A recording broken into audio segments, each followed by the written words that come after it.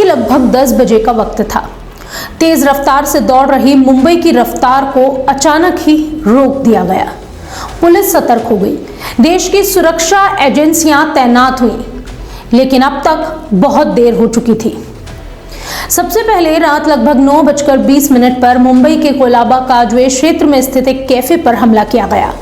इसके 10 मिनट बाद यानी 9:30 पर सबसे व्यस्ततम स्टेशन वीटी, जो कि अब छत्रपति शिवाजी टर्मिनल के नाम से जाना जाता है, यहां हमला हुआ। जब पुलिस और सेना हथियार थामे एक जगह आतंकियों को पकड़ने के लिए गए, तभी अचानक दूसरी जगह से आतंकी हमले की खबर आने लगी। मुंबई हाई अलर्ट पर थी। कई लोग अपनी जान गंवा चुके थे। उस रात के जख्म आज भी उतने ही ताजा हैं जितना कि 17 साल पहले हुआ करते थे। लगभग 60 घंटे तक ये मौत का तांडव चलता रहा। इस तांडव ने भारतीय सरकार, सेना और सुरक्षा एजेंसियों को सीख भी दी कि आखिर चूक कहां हुई, कैसे हुई और कैसे इतने लोगों ने अपनी जान गंवा दी। मुंबई के साथ पूरा देश दहल गया, लेकिन उस रात ने भारत को एक ऐसा सबक दिया जिसे भारत आज भी याद रखता है, और एक ऐसा जख्म दिया जो आज भी नासूर है। नमस्कार, मेरा नाम है कनुप्रिया सत्तन और आप देख रहे हैं राष्ट्रीय जनभावना। 26 नवंबर 2008 की रात मुंबई के कई अलग अलग स्थानों पर हमला शुरू हुआ। यह हमला 60 घंटे तक चलता रहा। आतंक का ये तांडव 29 नवंबर को खत्म हुआ, यानी 4 दिन। समुद्र के रास्ते से पाकिस्तान से भारत आए 10 आतंकियों ने पूरे देश में दहशत फैला दी थी। हालांकि हमले मुंबई पे हुए थे, जो देश की औद्योगिक राजधानी है, लेकिन हमला सिर्फ मुंबई पर नहीं हुआ था, हमला हुआ था देश की रूह पर। इन हमलों को 17 साल बीत गए, लेकिन आज भी वो भयानक रात कोई नहीं भूल सकता, और वो लोग तो कतई नहीं भूल सकते जो उस वक्त वहां मौजूद थे, या जो इस हमले में घायल हुए, या फिर जिन्होंने अपने परिजनों को इस हमले में खो दिया। अगर सरकारी आंकड़ों की बात करें तो 4 दिनों तक चले इस हमले में 166 मासूम लोग मारे गए, जबकि 300 से ज्यादा लोग घायल हुए। आतंकियों ने ट्रेन, स्टेशन, होटलों, कैफे और अस्पतालों को निशाना बनाया। भारत के जाबाजों ने 9 आतंकवादी ढेर किए। सबसे पहले कैसे ये आतंकी देश में घुसे, हमला कहां शुरू किया गया, कैसे शुरू किया गया, इनकी क्या प्लानिंग थी, सब कुछ जानेंगे सिलसिलेवार। 26/11 कोई मामूली आतंकी घटना नहीं थी, बल्कि इसकी पूरी प्लानिंग और ट्रेनिंग भी हुई थी। इतना ही नहीं, मुंबई की रेकी कर ली गई थी। एक पाकिस्तानी अमेरिकी ने इस रेकी को अंजाम दिया था और मुंबई को पूरी तरह से भांप लिया। इसके बाद इस साजिश को पाकिस्तान से ऑपरेट किया गया। इस बार भारत के हाथ ये सबूत भी थे कि इसे पाकिस्तान ने अंजाम दिया। यह हमला पाकिस्तान ने भारत की रूह पर किया। लश्कर-ए-तैयबा के सरगना हाफिज सईद और उसके साथियों ने इसे महीनों पहले ही प्लान कर लिया था। उनका जो टारगेट था वो था भारत को हिला देना, भारत को डरा देना। आतंकी पाकिस्तान के मुरीद के ट्रेनिंग लेकर कराची पहुंचे। यहां से वो एक छोटी सी नाव पर सवार हुए और समुद्र के रास्ते में मुंबई घुस गए। यही प्लानिंग थी आतंकियों की। उन्होंने पहले पाकिस्तान से ट्रेनिंग ली, कराची पहुंचे, कराची से उन्होंने एक छोटी सी नाव ली और इस नाव के सहारे इस समुद्र के रास्ते वो आ पहुंचे कहां? हमारे देश की औद्योगिक राजधानी मुंबई में। जब ये मुंबई पहुंचे तो उनके पास AK-47, ग्रेनेड, RDX और GPS डिवाइस थे। 26 नवंबर की शाम आतंकी कोलाबा तट पर उतरे और टैक्सी से अलग अलग जगहों पर, अलग अलग लोकेशंस पर चले गए। यह हमला फिदायीन स्टाइल में किया गया, क्योंकि आतंकियों को मौत गले लगाने में भी कोई ऐतराज नहीं था। 26 नवंबर की शाम ये सभी यानी कि 10 आतंकी रात 8 बजे मुंबई तट पर पहुंचे। इनमें अजमल कसाब, इस्माइल खान, अबू उमर, अबू शोएब, अबू अली, अबू सोहेल, अबू इमरान, बाबर इमरान, नासिर, नजीर अहमद शामिल थे। यहाँ सबसे पहले इन्होंने एक टैक्सी में RDX बम लगाया। इसके बाद मुंबई शहर में एंट्री कर ली। सभी इधर उधर अलग अलग स्थानों पर बिखर गए। लगभग रात 9:30 बजे छत्रपति शिवाजी टर्मिनल, जो कि उस वक्त का वीटी स्टेशन था, वहां घुसे हमले की शुरुआत की। कसाब और इस्माइल ने AK-47 से अंधाधुंध फायरिंग की। इस फायरिंग में 58 लोग मारे गए थे, 104 घायल हुए। स्टेशन पर भगदड़ मच गई। मुंबई का सबसे व्यस्त स्थान, सबसे व्यस्त स्टेशन, जहां हजारों यात्री इस वक्त मौजूद थे, सबसे ज्यादा मौतें भी यहीं हुई। आतंकियों ने यहां ग्रेनेड फेंके, लोग भागते रहे, गिरते रहे, मदद के लिए पुकारते रहे। कई लोग तो ट्रेनों से उतर रहे थे और अचानक ही गोलियों की बारिश होने लगी। लगभग इसी समय लियोपोल्ड कैफे को भी आतंकियों ने अपना शिकार बनाया था। वहां 2 अन्य आतंकी पहुंचे थे। अक्सर फॉरेनर्स इस जगह पर बैठा करते थे। ये कोलाबा का एक मशहूर कैफे था। यहाँ भी 2 आतंकियों ने ग्रेनेड फेंके और गोलियां चलाई। इस हमले में 10 मौतें हुई, कई लोग घायल हो गए।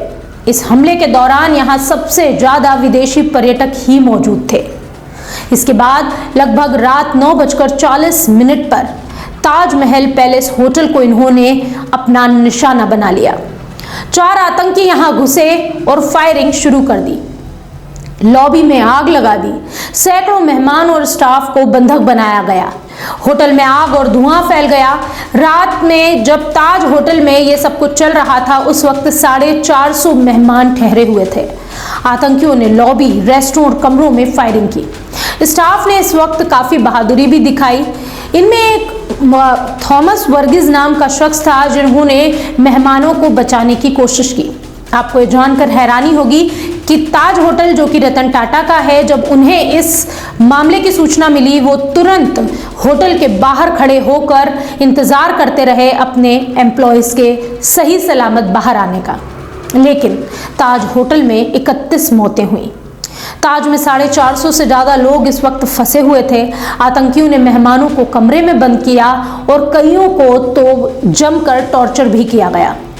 करणबीर कंग की फैमिली भी इसमें जल गई थी, लेकिन स्टाफ ने बहादुरी दिखाते हुए मेहमानों को सीढ़ियों से निकाला। NSG ने 200 से ज्यादा बंधकों को बचाया। बंधकों में विदेशी, राजनयिक, बिजनेसमैन भी शामिल थे, क्योंकि ताज होटल एक बड़ा होटल है। यहाँ अक्सर बड़े लोग ही ठहरा करते हैं। एक बंधक ने बताया कि आतंकी चिल्लाते थे अल्लाहू अकबर और गोलियां चला देते थे। रतन टाटा बाहर खड़े खड़े इंतजार करते रहे कि कब ये तांडव बंद हो और कब लोग सही सलामत बाहर निकले। इसी दौरान लगभग 9:45 पर ओबराय ट्राइडेंट होटल में भी आतंकियों ने हमला किया था। 30 मौतें और यहां भी कई लोगों को बंधक बनाया गया। इन बंधकों को भी जमकर टॉर्चर किया गया, जैसे कि हम आपको पहले ही बता चुके हैं कि इसकी ट्रेनिंग दी गई थी। इसके बाद 9:50 पर नरीमन हाउस, यानी कि जो कि यहूदी केंद्र है, वहां पर 2 आतंकी घुसे और उन्होंने कब्जा कर लिया। इस दौरान रब्बी गैब्रियल हॉल्सबर्ग और उनकी पत्नी समेत 6 यहूदी मारे गए। इन यहूदी केंद्र पर इनका खास फोकस था। यहाँ जो मौतें हुई, 6 मौतें हुई, उनमें बच्चे भी शामिल थे। इसके बाद रात लगभग 10:30 बजे कामा एंड अल्बिलेस अस्पताल में कसाब और इस्माइल पहुंचे। उन्होंने दीवार फांदी और अंदर घुसकर फायरिंग की। यहाँ पर एक नर्स थी जिनका नाम अंजलि कुलथे थे। उन्होंने काफी बहादुरी से महिलाओं को बचाने की कोशिश की। 20 गर्भवती महिलाओं को उन्होंने यहाँ छुपाया भी। और इसी दौरान जब गोलियां चल रही थी, इन्हीं गोली की आवाजों के बीच में एक डिलीवरी भी कराई। लगभग रात 11 बजे मेट्रो सिनेमा और गिरगांव चौपाटी पर आतंकी पुलिस से भिड़ गए। यहाँ ATS चीफ हेमंत करकरे, अशोक कामटे और विजय सालस्कर शहीद हो गए, लेकिन कसाब जिंदा पकड़ा गया। 27 नवंबर को NSG commando operation black tornado शुरू किया गया। ताज, ओबेरॉय और नरीमन हाउस में घुसे मेजर संदीप उन्नीकृष्णन इस दौरान शहीद हो गए। वक्त था सुबह 2:30 बजे का, जब भारतीय सेना के जवानों ने होटल की लॉबी में एंट्री कर ली थी। सुबह 4 बजे रेस्क्यू ऑपरेशन के दौरान जवानों ने होटल में फंसे 200 लोगों को रिहा भी करवा लिया था, लेकिन अब भी 100 लोग आतंकियों की कैद में ही थे। ताज और ट्राइडेंट होटल में आतंकियों और NSG के बीच जमकर मुठभेड़ चल रही थी। ऐसे ही करते करते लगभग सुबह के 9:45 का वक्त हुआ। इस वक्त 2 आतंकवादी नरीमन हाउस में घुस गए और केंद्र पर हमला कर दिया। इस दौरान राष्ट्रीय सुरक्षा गार्ड यानी कि एनएसजी, नौसेना कमांडो और भारतीय सेना ने मिलकर आतंकियों के खिलाफ ऑपरेशन चलाया। सुरक्षा बलों ने एक एक करके इन सभी आतंकियों को मौत के घाट उतार दिया। वहीं अजमल कसाब को सुरक्षा बलों ने जिंदा धर दबोचा। 28 नवंबर को ट्राइडेंट होटल को आतंकियों के चंगुल से छुड़ा लिया गया। 29 नवंबर की सुबह 9 बजे तक ताज होटल में भी आतंकियों का सफाया कर दिया गया। 29 नवंबर सुबह 8 बजे आखिरकार 3 आतंकी ताज में मारे गए और तब जाकर खत्म हुआ यह आतंकी तांडव। 60 घंटे तक चले इस हमले में 12 जगहों पर आतंकियों ने हमला किया था। हमले के बाद भारत पाकिस्तान में तनाव बढ़ने लगा। भारत ने पाकिस्तान पर आरोप लगाया, लेकिन इस बार पाकिस्तान इससे पलट नहीं सकता था, क्योंकि अजमल कसाब भारत के शिकंजे में था। कसाब को 2012 में फांसी दी गई। हाफिज सईद अब भी पाकिस्तान में ही है। इन हमलों से सबक लेते हुए भारत के नेतृत्व ने यानी कि सरकारों ने देश की सुरक्षा व्यवस्था को बेहतर किया। एजेंसियों के बीच बेहतर तालमेल और सुरक्षा खामियों को दूर करने का लक्ष्य बांधा गया। देश में कई बड़े बड़े सुधार हुए और आज भारत एक सशक्त राष्ट्र के रूप में सभी के सामने है। रक्षा में स्थानीय लोगों को भी इन्वॉल्व किया गया, खासकर मछुआरों की भूमिका को समझा गया। उनकी भूमिका को खास मानकर नौसेना और कोस्ट गार्ड ने उन्हें जागरूक करने के लिए कई कार्यक्रम चलाए, उन्हें ट्रेनिंग दी गई। सरकार ने नावों का रजिस्ट्रेशन, मछुआरों को पहचान पत्र देना भी कंपलसरी किया, ताकि छोटी नौकाओं का गलत इस्तेमाल आगे से ना हो सके। इस भयानक आतंकी हमले में आतंकियों ने 26 से 29 नवंबर तक पूरे देश को दहशत में डाले रखा।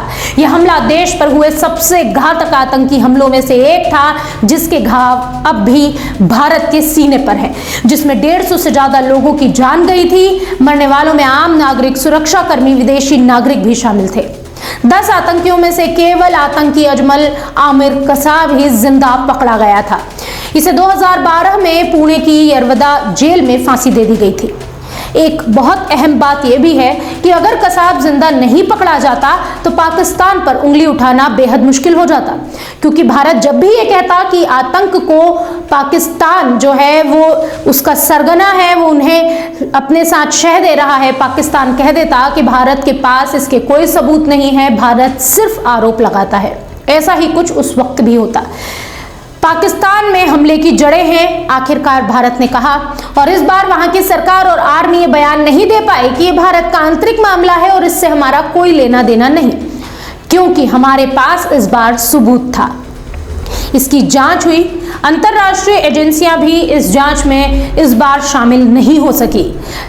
26/11 अटैक शायद सिर्फ आरोप प्रत्यारोप का खेल बनकर रह जाता अगर कसाब हत्थे नहीं चढ़ा होता। वर्ल्ड पॉलिटिक्स सबूतों के आधार पर चलती है और सबूत इस बार भारत के हाथ थे। आखिरकार कसाब जिंदा पकड़ा गया, उसकी पहचान पता चली, उसके जन्म स्थान से लेकर ट्रेनिंग कैंप तक के सबूत इकट्ठे किए गए, उसके बयान रिकॉर्ड हुए, कॉल रिकॉर्ड्स मिले, हैंडलर्स के निर्देश की जानकारी मिली और पाकिस्तान पर इन्हीं सारी चीजों से दबाव बढ़ गया। लेकिन इन सब के बीच सबसे जरूरी, जिस शख्स को हम कभी नहीं भूल सकते, मुंबई पुलिस के एएसआई तुकाराम ओंबले का वो बलिदान, जिन्होंने कसाब को पकड़ने के लिए अपनी जान कुर्बान कर दी। मुंबई आतंकी हमले में अगर वो सच को पकड़कर नहीं दिखाते, अगर वो कसाब को जिंदा नहीं पकड़ते, तो उसकी कहानी दुनिया तक वैसे नहीं पहुंचती जैसे आज हम जानते हैं कि 26/11 का ये आतंकी हमला किसने किया था, बल्कि इस कहानी को अंतर कलह का ही शायद रूप दे दिया जाता। 26/11 क्या है, कैसे है, ये सारी जानकारी हमने आप तक पहुंचाया। 26/11 जैसे आतंकी हमले आगे ना हो, इसके लिए सरकार और एजेंसियां अब सतर्क है, लेकिन फिर भी आतंकी अपनी हरकतों से बाज नहीं आ रहे हैं। भारत भी अब तैयार है, लेकिन इनके नापाक इरादों को रोकना अभी और भी जरूरी है। इस मामले पर आपकी क्या राय है, कमेंट बॉक्स में हमें जरूर बताएं। देखते रहिए राष्ट्रीय जनभावना।